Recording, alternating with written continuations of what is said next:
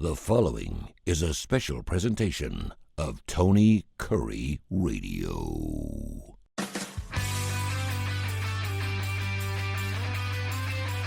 He is Michael Coleman, CEO of the Heart of Alabama Food Bank. They cover 35 counties in the great state of Alabama down there in beautiful Montgomery, Alabama. Go down there and check out. Go ahead and stop by Chappie's and have a little lunch there with Mike Coleman down there. You always eat at that Chappie's down there. Speaking of smaller businesses, doing pretty well for that area too.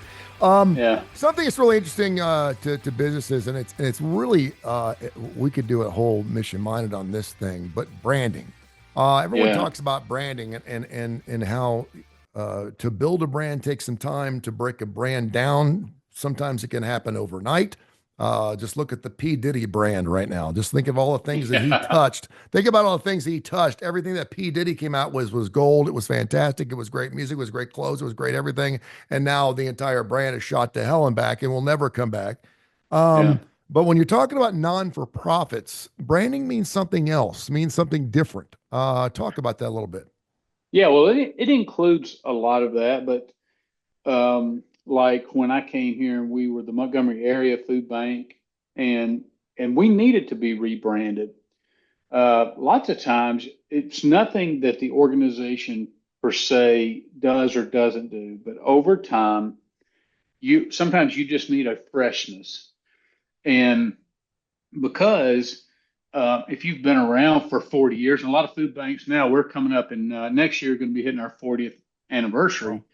If we would have still had the Montgomery Food Bank and the same logo, people begin to assume, oh, yeah, I mean, they put you in a category. They're like, oh, yeah, I know what they do. They do this and it's good and they're good, but it's nothing that gets the juices flowing. You're not in anybody's conversation because you're the has been. I mean, that you may be reliable. People may love you, but you're not generating any talk. And nonprofits survive on fundraising, and fundraising depends on the amount of impact that you're having and what issues you're addressing, but the amount of impact you're having on resolving a lot of those issues.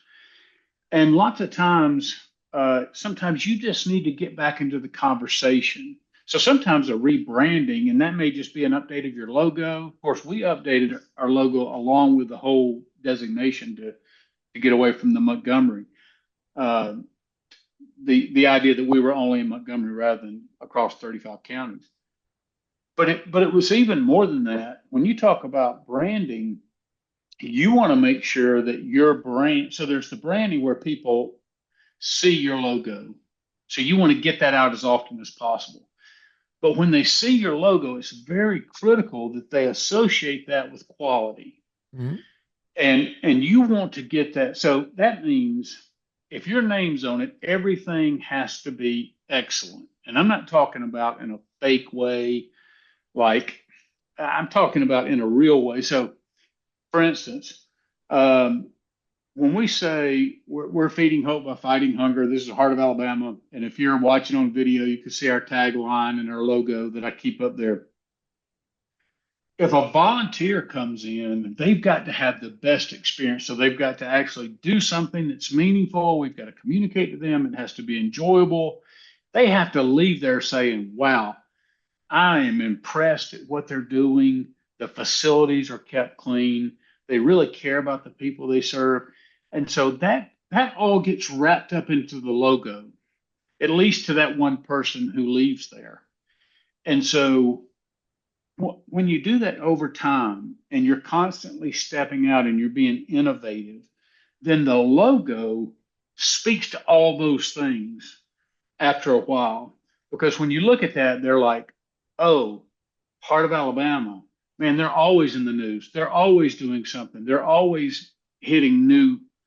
So whether you're a for-profit business or a nonprofit business, you want to constantly be branding yourself and be consistent in that branding. That's why you want to have one logo. You want to make sure that you're talking. That's why social media just goes on and on and on. It's so important to stay out there. By contrast, we're down to one shelter in our hometown right now of Oh, Montgomery, and that particular shelter has great people. I know people on the board of directors. I know the lady who runs the organization, but they struggle to make themselves be known. So, you I won't even mention the name, but if a year goes by and you don't hear anything about them, and you're like, well, wait a minute, I don't see their name, I don't see their logo, I don't hear anything about them. So they're existing, but they're just kind of in nowhere yeah, land. yeah, And people don't think about it. So why that matters is because you don't know if you see that name, okay, that's a shelter in town, but you can't speak to its quality because they're not branding themselves. They're not communicating. They're not showing their impact. Now, I do think that they are doing good things, and I do think they're having a huge impact on the community. But if you're not in people's pockets and on social media and getting volunteers to talk about you, creating that buzz and all those kind of things, then your brand just starts to go stale. And I'm telling you, and we're very particular about this. The Heart of Alabama Food Bank, when we changed that, just the fact that we changed it, we got some momentum going. We got a lot of press, and I'm like, so we got to go balls to the wall now and hmm, make sure that we keep this because if we stop, if we go, okay, everybody kind of knows who we are now. Let's kind of lay back a little bit. Well, then a year from now, those people are going to forget us because the next shiny nonprofit or whatever's coming up, and they're going to get the attention. yeah, And so branding is just so critical, but it's not a one-time thing. It's not just changing your logo. It's pushing yourself out in the community to say, here is a community challenge that we have, and here is what we are doing about it. And here's the impact, and here's whose life is different as a result. And let me tell you the story. All of that is wrapped up in branding because when people see that name and know you're associated with that name, you want it to be quality. And last thing I'll say on this, um, one of the things I had to teach my development team was we were focused on events when you have fundraising events that it was always about well, how much do we want to raise? And I said, to me, that's the wrong question. First of all, a nonprofit can't survive just on fundraising events. You sure, have to have a steady yeah, base. So, of course, we want to make money, but it's this kind of thing.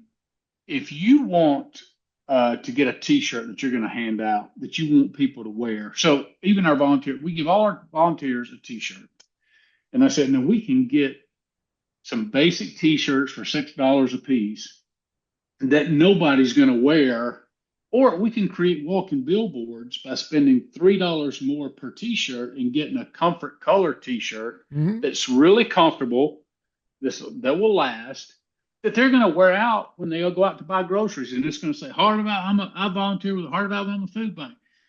So people get short-sighted and say, oh, but we can save $3 a T-shirt, so we're going to order 300 T-shirts. That's almost $1,000. Yeah, but how much free advertising, are we getting by giving them something that they're going to wear? And those are people who've had good experiences. They're going to talk about, oh, you volunteer with Hope Alabama, Heart of Alabama, and they're yeah, like, yeah, that place man. is amazing. It's great. So people have to see a bigger picture of why branding is so important and make sure that your brand is quality and that people speak about it in the right way. I've been working in radio stations for 40 years. We used to have 6, 7, 8, 10 shirts every time we went out somewhere, and they were nice shirts. They were shirts that were going to last you 20 or 30 years. And Yeah, yeah, by the time I quit, they were silk screened to the point where, you were going to be ragging it on the car, man, by the end of the week. that's right. I think people would actually come out and just get our shirts so they could use them to change the oil in their cars. That's not a good reason. And then we try to sell them, and I'm thinking to myself, I'm all about walking billboards and all about. And it's really funny you bring this up because there's a business that's on my radio station. It's called Sasquatch Toys and Comics, and they built a brand new business. They used to own Ed's Pet World and a business that was been around for 50 years.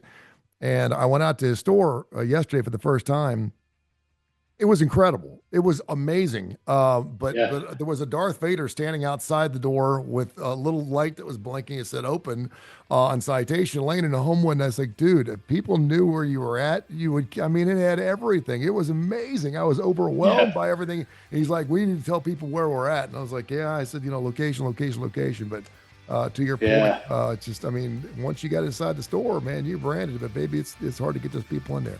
All right, check out HAFB, hashtag HAFB, HAFB.org. Thank you so much. This is Bite by Bite. I thank you, my friend. Enjoyed it.